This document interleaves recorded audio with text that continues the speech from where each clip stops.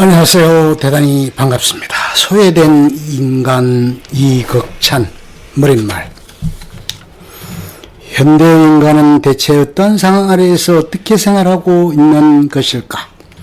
그리고 현대 인간 앞에 가로놓인 중대 문제는 대체 어떤 것일까?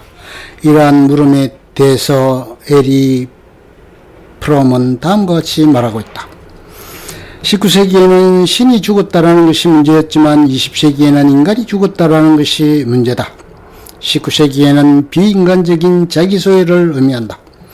지난날의 위험은 인간이 노예로 되어버리는 데 있었지만 앞날의 위험은 인간이 로봇으로 되어버릴지도 모르는 데 있는 것이다. 오늘날 이 지구상에는 40억에 가까운 형형색색의 인간들이 숨을 쉬며 살아가고 있다. 이렇게 많은 사람들이 엄연히 숨을 쉬고 살아가고 있는데도 불구하고 현대 인간을 죽었다라고 진단을 내리는 것은 대체 어떤 뜻에서일까? 그것은 현대 인간이 점점 자아의 감정을 잊어버리고 일종의 정신분열적인 자기 소외의 상태에 떨어짐으로써 인간답지 못하게 즉 비인간적으로 되어가고 있기 때문일 것이다.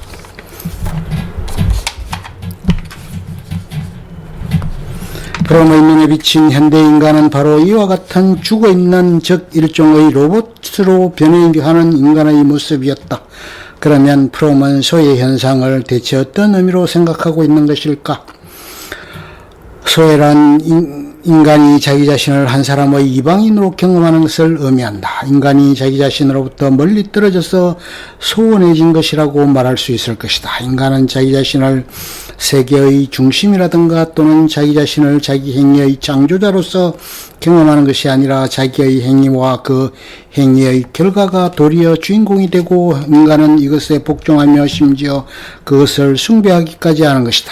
소외된 인간은 자기 자신을 자기의 힘이나 객관화의 적극적인 담당자로서 느끼는 것이 아니라 그의 생생한 본질을 투사하여 객관화시킨 한계의 물체, 즉 자기의 외부의 힘에 의존하는 한계의 빈약한 물체로서 느끼게 되는 것이다. 위의 설명을 통해서도 쉽게 이해될 수 있는 바와 같이 예컨대 소외된 인간이라는 것은 비인간적인 상태,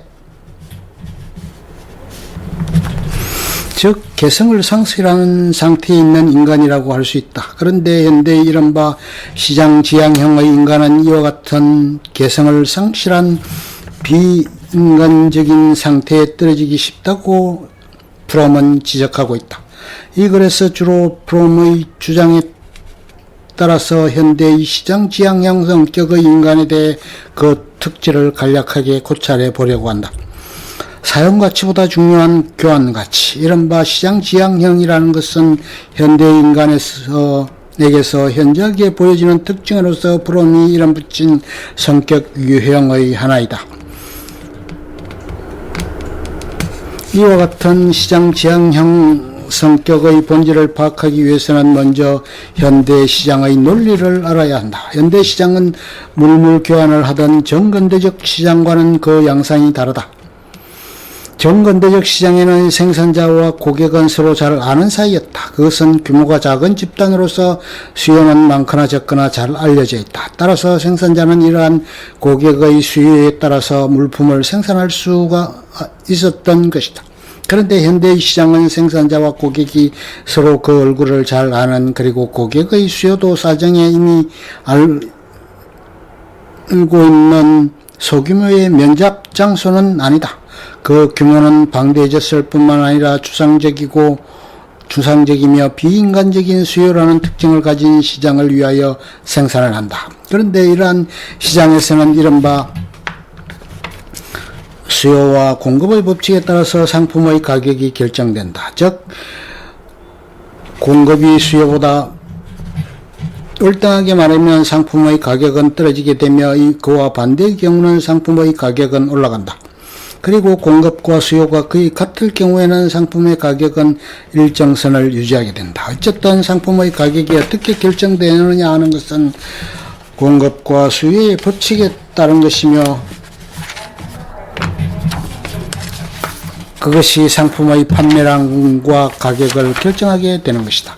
이를테면 구두 한 켤레의 사용 가치가 아무리 크다고 할지라도 만일 그러한 구두의 공급이 수요보다 월등하게 많아졌을 경우에는 어떤 종류의 구두는 경제적으로 그 가치를 아주 잊어버리게 된다. 그러므로 어떤 상품이 시장으로 내보내지는 날은 그 상품의 교환 가치에 관한 한 심판의 날이기도 하다.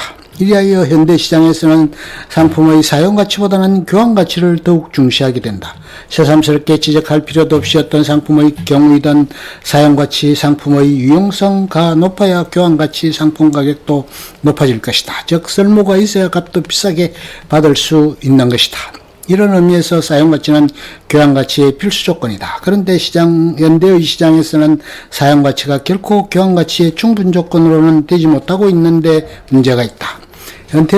현대의 상품 생산업체에서는 치열한 경쟁이 벌어진다. 이로 말미암아 어떤 색다른 종류의 상품이 시장에 나타나게 되면 곧 이것과 비슷한 상품이 연달아 쏟아져 나오게 된다. 치열한 경쟁에서 어떻게 하면 자기네 공장의 상품이 인기를 얻어 값비싸게 많이 팔릴 수 있을까? 이것이야말로 현대의 상품 생산업자들의 최대의 관심사이다. 어떤 상품이 고객의 인기를 얻어 값비싸게 많이 팔리게 하기 위해서는 그 속보다는 겉을 좀 더 신기하고 아름답게 만들도록 내용보다는 눈에 보이는 겉의 디자인, 형태, 상표, 포장 등을 훨씬 아름답게 만들도록 힘써야 할 것이다. 그래야만 그 상품의 교환 가치가 높아진다. 겉모양을 아름답게.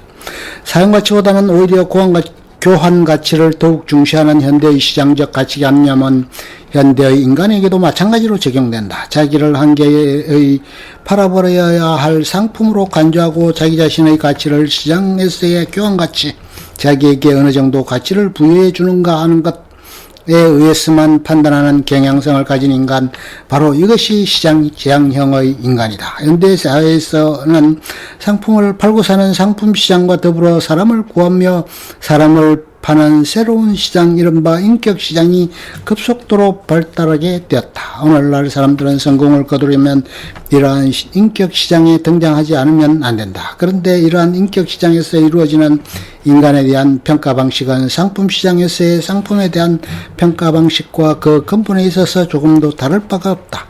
마치 어떤 상품이 값비싸게 많이 팔리려면 고객의 인기를 독차지하도록 해야 하는 것처럼 사람도 성공을 거두려면 그의 서비스를 필요로 하는 사람의 인기를 얻어 값비싼 급료를 받도록 해야 한다. 인격시장에서의 성공은 자기 자신의 인격을 얼마나 잘 팔아버리느냐에 달려있다. 사람들은 자기 자신을 한 개의 상품으로서 체험한다. 인격시장에서 성공을 거두려면 사람들은 어느 정도의 사용가치, 어느 정도의 기술이나 능력을 갖추고 있지 않으면 안 된다. 그러나 그것은 인격시장에서는 교환가치의 필요조건이긴 하지만 결코 충분 조건은 아니다. 아무리 유능한 기술자가 만든 품질 좋은 구두라 할지라도 만일 그 모양이 낡아버린다면 상품 시장에서 사람들의 수요를 불러일으키지 못하는 것처럼 사람들이 비록 일정한 기능을 구비하고 있다고 할지라도 오직 그것만으로서 인격시장에서 반드시 높은 급료로 고용된다고는 볼 수가 없다. 마치 값비싸게 잘 팔리는 인기 있는 상품의 경우처럼 사람들도 성공을 거두려면 역시 그 속보다는 겉모양이 중요시되지 않으면 안 된다. 이와 같이 현대 인격 시장에는 상품 시장에서와 마찬가지로 겉모양이 중요시된다. 그곳에서는 자기 자신을 상대방에게 값비싸게 팔 수 있는 기술이 중시되는 일종의 상업 미술적 인간론이 널리 유포되기 쉽다. 이러한 상업 미술적 인간론에서는 인간의 가치가 마치 화장품과 약품의 상품 자체가 지니는 기능적 가치보다도 오히려 용기의 디자인이나 화려한 광고 선전문으로서 소비자들을 미혹해 하는 것처럼 남에게 얼마나 아름답게 보이는가에 따라 좌우된다. 속보다는 오히려 겉모양을 화려하게 보이려는 경향은 현대인의 생활의 여러 부문에서 현저하게 나타난다. 이렇다면 현대의 소비생활에서도 그러한 일면을 찾아볼 수가 있다. 현대의 인간들 중에는 물품을 실제로 사용하고 이용하기 위하여 사들이는 것이 아니라 단지 그것을 소유하기 위하여 사들이는 이들도 적지 않다는 것이다. 그렇게 하는 까닭은 비록 실제로 사용하지 않더라도 그것을 소유하고 있다는 것 또는 그것을 능히 구입할 수 있을 정도의 경제적 실력이 있다는 것이 그에게는 사회적 위신의 원천으로 생각되기 때문이다. 또한 현대의 인간은 그 소유물에 대하에서는 별로 각별한 애착을 느끼고 있는 것 같지 않다. 그 까닭은 보다 더 새로운 물품 형태의 물품이 나오게 되면 그는 전에 갖고 있던 것을 조금도 애석함이 없이 내버리고 돌보지를 않던가 또는 낡아빠진 것을 갖고 있다는 것에 일종의 열등감조차 느끼게 되기 때문이다. 그에게 중요한 것은 물품 자체가 아니라 그것의 새로움이다. 현대인에게는 최신형이 만연의 꿈이며 이것에 비해 보면 그 물품의 사용가치는 문제가 아니다. 바로 이와 같은 이유로 말미암아 현대인은 지나치게 유행에 민감하게 되며 속을 튼튼히 하는 것보다는 그 모양을 꾸미는데